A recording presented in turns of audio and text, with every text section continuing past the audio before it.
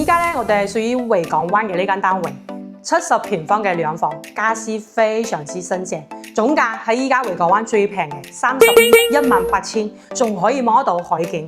咁呢間單位佢係朝西南朝向嘅，都可以摸到日落同埋左邊嘅呢個景觀啦。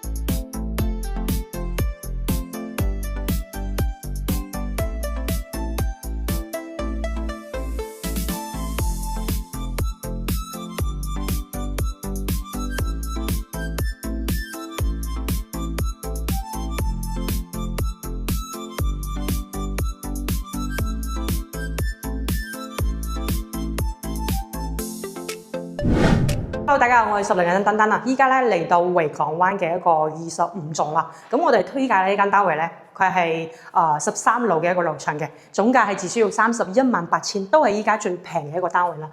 咁從入戶開始嘅話，其實都係屬於一個3梯7伙嘅一個單邊位嘅，帶埋呢個窗戶啦，同埋防火門啦。咁入戶開始其實都係開發商嘅當其時嘅一個交標，咁業主佢係買咗一個簡約式嘅一個家私嘅，相當於全新吉屋。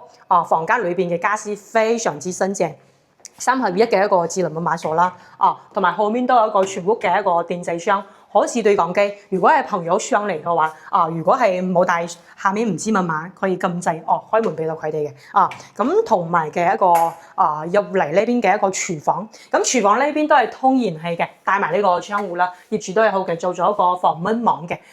咁業主呢邊已經將燃氣已經通咗噶啦。同埋呢邊嘅一個雙先盤嘅一個設計啦，咁其實在呢間單位裏邊咧，業主雖然話買咗啲簡約式嘅一個家私，不過其實業主咧都係未過嚟呢邊住嘅，所以睇到其實呢邊嘅桌台啊都係仲未拆封，包括依家嘅一個房間裏邊嘅一個情況。咁房間呢邊嘅話，佢係相對係主臥室，佢帶埋呢個飄窗，望得到其實朝西向嘅一個景觀啦。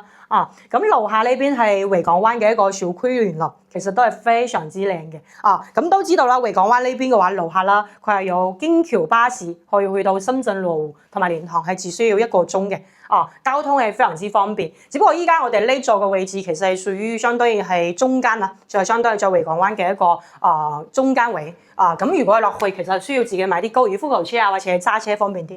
咁我哋再睇翻第二間房，第二間房呢邊嘅話，業主咧自己買咗一個相當於衣櫃啦，簡約式嘅一個衣櫃，同埋1.2米嘅床。其實呢啲嘅床都係睇出業主都完完全全未住過，非常之新淨。同埋望翻呢啲景觀。主要嚟講呢間單位靚嘅地方係仲有啲海景。咁沖涼嘅一個位置佢都係做咗一個乾濕分離嘅一個佈局啦。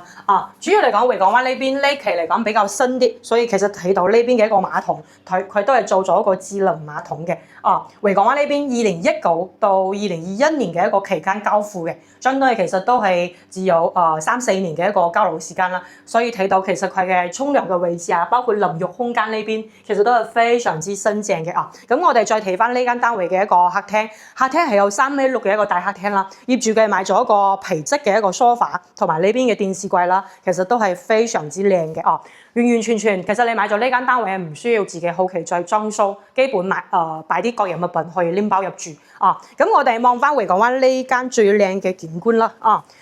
樓下呢邊嘅話，主要嚟講，我哋依家係屬於維港灣嘅中心位。其實樓下便利店啦，包括如果係點外賣叫下面呢邊嘅一個餐廳商鋪點啲外賣上嚟為主啦。咁呢間單位啦，總價318000，係依家維港灣最平嘅一個總價。4500蚊嘅呢個單價，摸到左邊呢條罅，同埋右邊朝西向摸到小劍灣嗰邊區域嘅一個海景。機會嚟講，在呢間單位可以望得到日落嘅。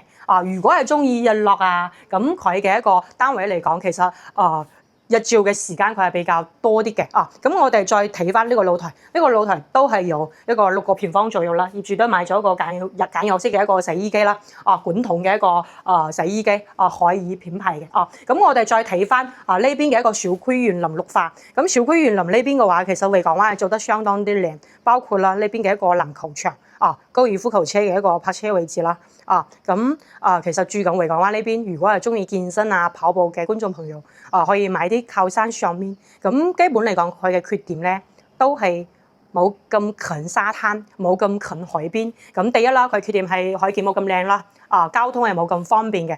比如話其實從山上面上嚟啦，你揸車都需要4-5分鐘，咁行路需要大致半個鐘1個鐘。咁其實最好嘅方式就係買一個高爾夫球車，或者係自己開小車上嚟呢邊嘅一個住宅。佢係比較適合平時比較休閒、中意休閒運動嘅觀眾朋友會選擇嘅。咁交通方面嘅話，樓下嘅一個京橋巴士站啦，1個鐘可以去到深圳路啦，同埋蓮塘，包括樓下呢邊嘅一個商業街已經全部開晒嘅，即係沙灘嘅一個位置嘅一個商業中心。咁從維港灣入口上嚟入口嘅一個位置，樓下呢邊嘅所有商鋪都已經全部開晒。在呢邊嘅一個生活設施，其實在十里銀灘都係屬於一個中心區嘅。咁當然啦，呢間單位佢係靠側邊啲，係需要自己點外賣啦，或者係樓下都有個新鮮超市。咁樓下呢邊都有穿梭巴士可以去到3期或者係1期呢邊嘅一個生活設施嘅，包括1期呢邊嘅一個銀庫市場啦。咁再講翻呢間單位，總價318000，單價咧4500蚊，可以摸到海景同埋潮西南。主要嚟講，全屋裏邊呢邊嘅一個家私非常之新淨，牆身呢邊都係非常之新淨嘅。咁前幾日其實都有啲粉絲朋友包括嘅留意維港灣嘅一個之前嘅嗰啲客戶群體啦，過嚟呢邊睇咗之後，其實佢係比較中意呢間單位嘅。咁其實佢都有意向購買。咁如果依家睇緊我哋呢邊視頻嘅一個觀眾朋友有興趣，可以盡快上方二維碼聯繫我哋啦。咁今期嘅一個視頻暫時講解，我哋下期再見，拜拜。